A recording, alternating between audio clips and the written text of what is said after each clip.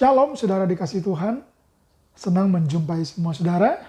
Saya berharap semua saudara dalam keadaan baik, sehat, dan terus memiliki pengharapan di dalam Tuhan Yesus. Apakah saudara pernah menangis? Orang menangis karena berbagai macam alasan. Ada yang menangis karena sedih ditinggal oleh orang yang dia kasihi.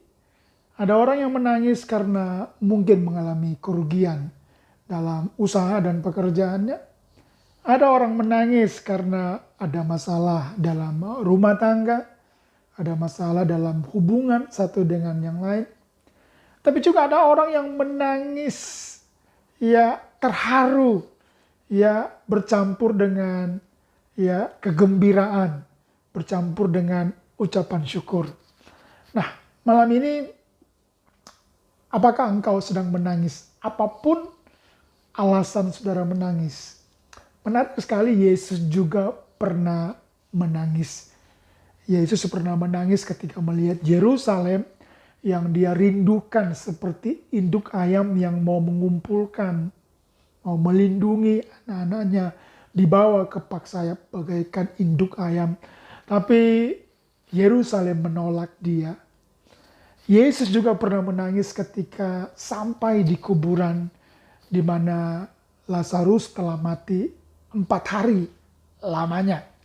Kita bisa lihat saudara dikasih Tuhan di dalam Yohanes pasal yang ke-11 ayat yang ke-35, maka menangislah Yesus.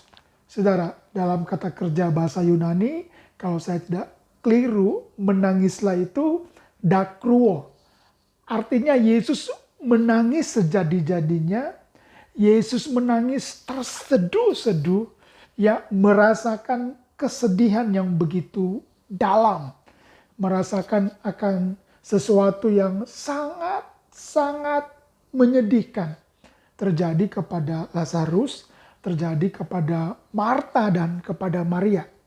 Pertanyaan saya, pada waktu saudara mengalami kesedihan, penderitaan, masalah mungkin dalam rumah tangga, masalah dalam pekerjaan yang seakan-akan tak ada akhirnya, yang membuat Anda mungkin hari-hari ini terus menangis, terus menangis.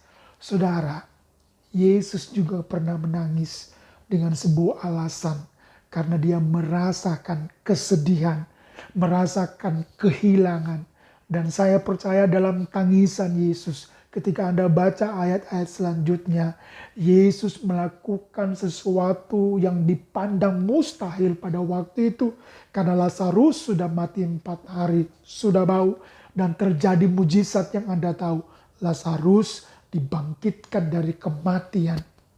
Diawali oleh tangisan Yesus yang merasakan kesedihan, yang merasakan penderitaan, yang merasakan masalah yang dialami oleh keluarga yang ditinggalkan. Saudara, percayakah saudara bahwa Yesus juga merasakan, bahkan Yesus sedang melihat tangisan demi tangisanmu pada waktu engkau sedang mungkin dalam menghadapi berbagai macam kesulitan kehidupan. Saudara dikasih Tuhan, Daud juga, Anda tahu kisahnya, terus menerus dihadapi oleh berbagai macam hal yang bisa membuat dia menangis. Dan ada yang menarik dalam firman Tuhan, saudara dikasih Tuhan, di Mazmur pasal yang ke-56, ya, yang mengajarkan kepada kita bahwa apa yang Daud percaya ketika dia meneteskan air mata, apakah yang Daud yakini tentang Tuhannya yang dia kasihi pada waktu dia ada di lembah kekelaman. Mazmur 23 ayat 4, Daud meyakini bahwa di lembah kekelaman, ya, yang menghibur dia, ya, adalah penyertaan Tuhan lewat gada dan tongkatnya Tuhan. Nah, kata Daud dalam Mazmur 56, ya, ayat yang ke-9, sengsaraku engkaulah yang menghitung-hitung. Catat baik-baik. Berapapun jumlah kesengsaraan yang mungkin sedang engkau hadapi hari-hari ini, Tuhan menghitungnya, alias Tuhan tahu dengan detil persoalanmu. Air mataku kau taruh dalam kirbatmu. Wow, setiap tetesan air mata yang jatuh oleh sebab Anda menghadapi berbagai macam kesulitan, Tuhan menampung dalam kirbatnya. Ya, saudara dikasih oleh Tuhan, bukankah semuanya telah kau daftarkan? Bagi Daud, pada waktu dia meneteskan air mata, saat dia mungkin dalam lembah kekelaman, saat menghadapi orang-orang yang mungkin memojokkan dia, atau juga mungkin hari-hari ini saat engkau sedang ada dalam masalah rumah tangga, masalah dalam keluarga, masalah dalam usaha, masalah dalam perekonomian, saya tidak tahu tepatnya persoalan. Tapi Daud mengatakan, "Hei, katanya sengsaraku engkaulah yang menghitung-hitung." Tuhan tahu. Tuhan tahu. Bahkan dia menampung air matamu ya dalam kirbatnya. Dia menghitungnya. Dan apa yang akan dia lakukan? Saudara dikasih oleh Tuhan. Ya, maka musuhku akan mundur pada waktu aku berseru. Aku yakin bahwa Allah memihak kepadaku. Kepada Allah firman-Nya kupuji. Kepada Allah firman-Nya kupuji. Kepada Allah aku percaya. Aku tidak takut. Apakah yang dapat dilakukan manusia terhadap aku? Pada waktu mujizat terjadi, saat Tuhan bangkitkan Lazarus dari kematian, dia menangis, dia merasakan kesedihan, dia tahu penderitaan keluarga Maria dan Marta. Hari ini juga saya mau katakan, mujizat bisa terjadi di hari-hari ini, diawali dari Tuhan melihat air matamu, Tuhan melihat kesedihanmu. Daud memberikan kita ya contoh pada waktu dia menangis, pada waktu dia berseru, pada waktu dia tetap menetapkan percayanya kepada Tuhan. Tuhan memihak kepada dia, Tuhan buat mujizat. Kalau Maria dan Marta dan orang-orang yang menyaksikan Lazarus dibangkitkan di awal dengan Yesus merasakan kesedihan, Yesus menangis sejadi-jadinya. Malam ini juga, percayakah engkau bahwa Tuhan sedang buat mujizat dalam kehidupanmu saat engkau mencurahkan isi hatimu, mungkin sambil menangis dan sambil tetap percaya kepada Tuhan. Tuhan pasti buat mujizat dalam kehidupanmu. Saya berdoa buat saudara. Bapa di surga, malam hari ini kami belajar bahwa engkau merasakan kesedihan, melihat tangisan, melihat penderitaan, melihat sengsara yang kami sedang hadapi. Bahkan engkau menangis, merasakan setiap kesedihan demi kesedihan. Engkau menampung air mata kami. Engkau menghitung-hitung setiap apa yang sedang terjadi kepada kami. Kami tahu kami harus terus berproses untuk menjadi orang-orang yang semakin dewasa.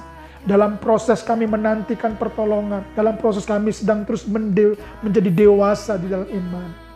Ada saat-saat kami mungkin sedang menangis. Ada saat-saat kami gak kuat. Ada saat-saat kami mau menyerah.